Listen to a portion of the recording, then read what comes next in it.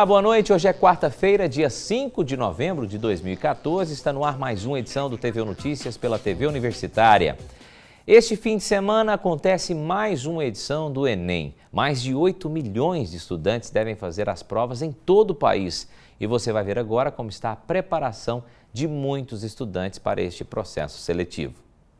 Entre livros e apostilas, Sara passa 14 horas por dia.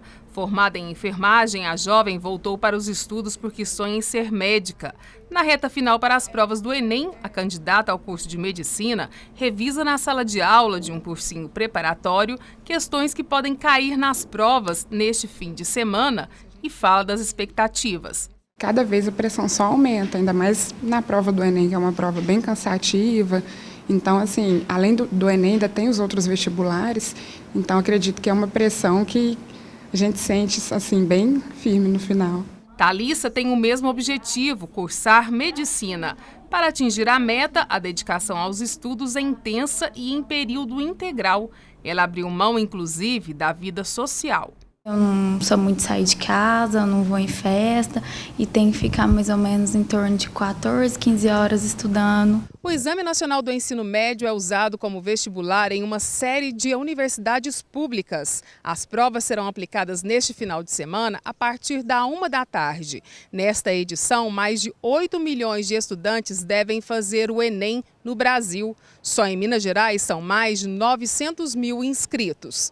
Nos cursinhos pré-vestibulares e preparatórios para o Enem, a ansiedade de quem vai fazer as provas toma conta dos candidatos. Com um clima muito tenso, na verdade, para todo mundo. Então, eu acho que a ansiedade é muito maior, porque assim, é uma expectativa muito grande para saber se você vai sair muito bem mesmo ou não, porque eu acho que é meio que você vai escolher a decisão, decidir a sua vida, sabe? Então é muito complicado. Essa semana dá uma aumentada no nervosismo, mas sempre buscando um preparo e buscando o melhor resultado. Professores e diretores adotam várias estratégias para tentar driblar o medo e a ansiedade dos inscritos no Enem. O momento agora é acreditar naquilo que foi feito, no trabalho que foi feito, né? E pensar naquele tripé. Eu tenho que ter um conhecimento, tem que ter conteúdo que é importante, tem que ter uma parte emocional bem equilibrada e tem que ter uma resistência física. Então essa prova exige esses 3 pontos. Para diminuir essa ansiedade, não é momento de procurar assuntos novos, então é momento de rever assuntos que eu tenho facilidade, inclusive. E com isso eu aumento a autoestima e eu fico um pouco mais firme emocionalmente. Os professores preparam um material de exercício especial que aborda o conteúdo que foi trabalhado ao longo dessas 16 semanas, e esses exercícios são resolvidos em sala de aula, para deixar o aluno um pouco mais tranquilo. A lista é entregue antes, o aluno já começa a mexer nessa lista e ele vai ter o apoio com o professor em sala, até para mantê-lo um pouco mais tranquilo, diminuir a ansiedade. Não acreditamos que o ideal agora seja o aluno ficar em casa, porque ficando em casa ele vai ter uma sensação maior da pressão. Estando aqui o dia todo, a hora que ele sente a pressão, ele me procura.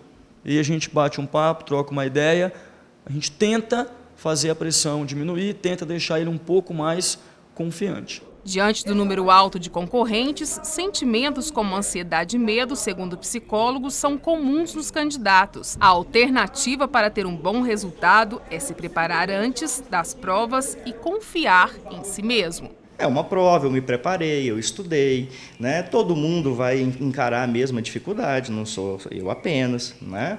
E eu vou confiante para esse desafio e fazer o meu melhor, que é isso que ele tem que fazer.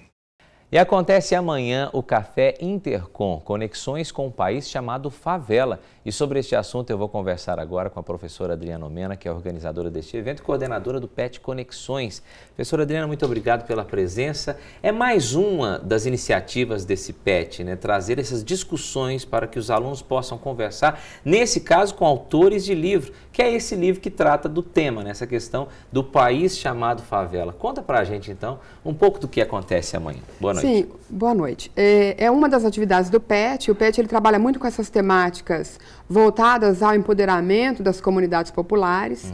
E surgiu essa oportunidade, né? A gente conheceu o livro, os meninos estão estudando esse livro e surgiu a oportunidade de uma parceria com a CUFA, a Central Única das Favelas. O CACO, aqui de Uberlândia, nos auxiliou para a gente trazer o Celso Ataíde e o Renato Meirelles. Que são os autores do livro. Que são os autores. O Renato Meirelles é do Instituto Data Popular, em São Paulo. que é um instituto de pesquisa especializado em fazer pesquisa em comunidades, em favelas.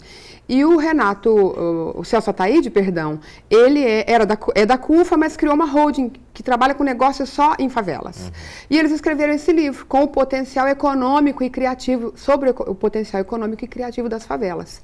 É um livro muito interessante, eu acho que vai ser uma conversa boa com os dois dos autores, e quem tiver interesse, provavelmente eles vão trazer livros para estar comercializando ao final da palestra. Pois é, qual que é a importância, a gente fala especificamente desse evento de amanhã, mas qual que é a importância desse tipo de conexão, inclusive dá o nome do próprio projeto, de os alunos poderem conversar, poderem tirar dúvidas, bater um papo com autores como esse e trazer os ensinamentos deles, que vão até mesmo além dos livros, para a prática na vida educacional? Essa é uma filosofia do PET que a gente está envolvido, né? É a troca de saberes, é levar o conhecimento acadêmico, dividir o conhecimento acadêmico e receber a riqueza do conhecimento popular, não secular, não acadêmico. Então, essa é uma constante no projeto o tempo todo.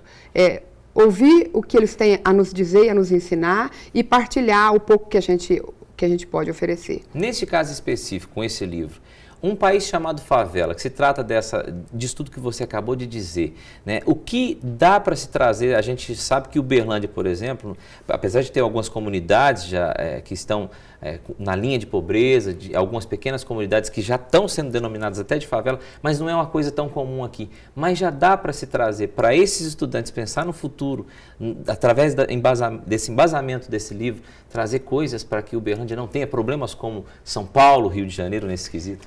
A gente precisa primeiro fazer uma ruptura com a noção do que é problema. O livro ele faz isso, ele traz alguns dados e ele mostra uma outra realidade da favela.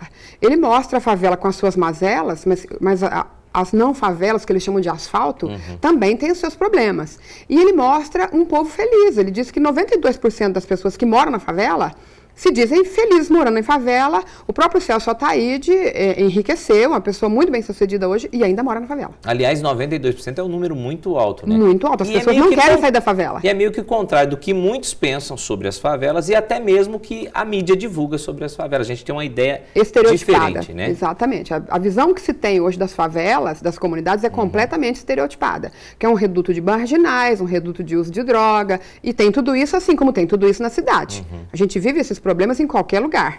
E ele mostra um outro lado da favela, ele mostra o lado econômico, o lado criativo, o lado, o desenvolvimento que acontece dentro das favelas. É um livro bastante interessante, que rompe com vários estereótipos, assim, é extremamente importante para todo mundo, mas para estudantes de jornalismo, de pedagogia, de licenciaturas, é imprescindível. Bom, você contando um pouquinho adiantando um pouquinho do que vai acontecer, com certeza instiga as pessoas a participarem dessa discussão, até mesmo por causa dessa questão da gente pensar uma coisa e, na verdade, acontecer outra, ser outra completamente diferente.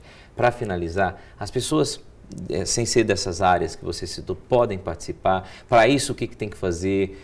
Fala o local, o horário, enfim, dá o seu recado final. Só comparecer. É uma parceria com a CUFA, então vai ter algumas pessoas da CUFA, e a Saraiva, a Livraria Saraiva, segundo o que eu soube, vai ter uma estande lá para atender, porque é a Saraiva que atende esses dois autores. Vai ser no auditório da biblioteca, infelizmente é um auditório pequeno, mas mês de novembro é um mês de efervescência na universidade, acontece muita coisa ao mesmo tempo.